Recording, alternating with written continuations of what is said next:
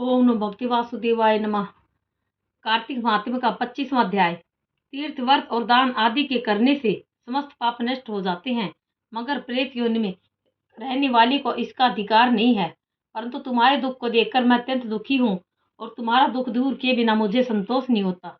तुम्हारे पाप बड़े भारी है, क्योंकि यह तीनों योनियों बहुत ही बड़े पाप करने वालों को ही प्राप्त होती हैं, और प्रेत योनि तो थोड़े से पुण्य से भी नष्ट भी नहीं हो सकती। इसलिए लेकिन मैं तुम्हें इस योनि से अवश्य छुड़वाऊंगा।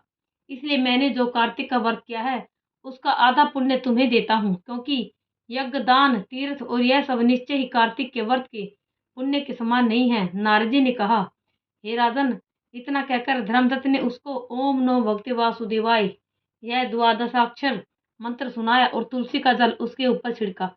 बस फिर क्या था, क्षण भर में वह प्रेत योनि से छूटकर प्रज्वलित शिखा के समान दिव्य रूप धारण करके लक्ष्मी के समान सुंदर हो गई। तब वह धर्मदत्त को दंडवत प्रणाम करके प्रसन्नता से गद गद होकर बोली, हे ब्राह्मण, आपके आशीर्वाद से मैं इस घोर नरक में छूट गई हूँ। मुझे पाप सागर में डूबती हुई के लिए आप नौका के समान हैं। नारद जी ने कहा, हे राजन, अभी कला इस प्रकार कह रही थी कि वहां पर विष्णु गण एक दैदीप्यमान विमान लेकर आए। विमान के द्वार पर अप्सराएं और गण बैठे हुए थे। धर्मदत्त ने उन सबको देखकर दंडवत प्रणाम किया। पुण्यशील और सुशील नामक भगवान विष्णु के गणों ने धर्मदत्त को अपने हाथों से ऊपर उठाकर उसका अभिनंदन करके उन्होंने कहा, हे द्विजश्रेष्ठ, आप धन्य हैं जो कि आप सदा भगवान विष्णु के व्रत कथा और सेवा में लगे रहते हैं। आप सर्वदा दीन दुखियों पर दया करते रहते हैं। आप में जो अपने बाल्यकाल में पवित्र और शुभ कार्तिक व्रत किया था, आपने उसके आधे फल से कलह के पूर्व जन्म के एकत्रित पाप नष्ट कर दिए हैं। यही नहीं, आपकी कृपा से उसके सैकड़ों जन्म के पाप भी नष्ट हो गए हैं। आपके जागरण आदि के करने से पुण्य के प्रभाव से आकाश मंडल से यह विमान आया है। हे ब्राह्मण, अब हम इसे भली भांति भांति के भोगों से युक्त बैकुंठ में ले जा रहे हैं।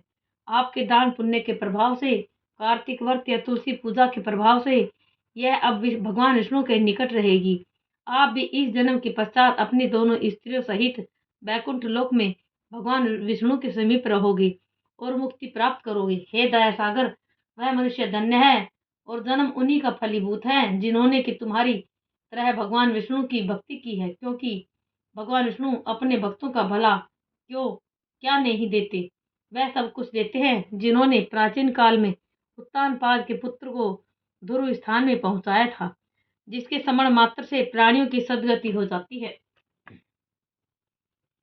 प्राचीन काल में भगवान विष्णु केवल अपने नाम के स्मरण से ही ग्रह द्वारा पकड़े हुए हाथी को हस्ती योनि से मुक्त करके जय नामक नाम देकर अपना पार्षद बना लिया।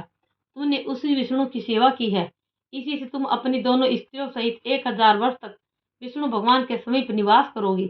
जब तुम्हारा पुण्य क्षीण हो जाएगा, तब तुम पृथ्वी पर सूर्यवंश में अपनी दोनों स्त्रियों के साथ दशरथ के नाम से प्रसिद्ध राजा होगी, तथा यह कला तुम्हारे आद्य पुण्य की भागीदार होने के नाते तुम्हारी तीसरी भार्या होगी।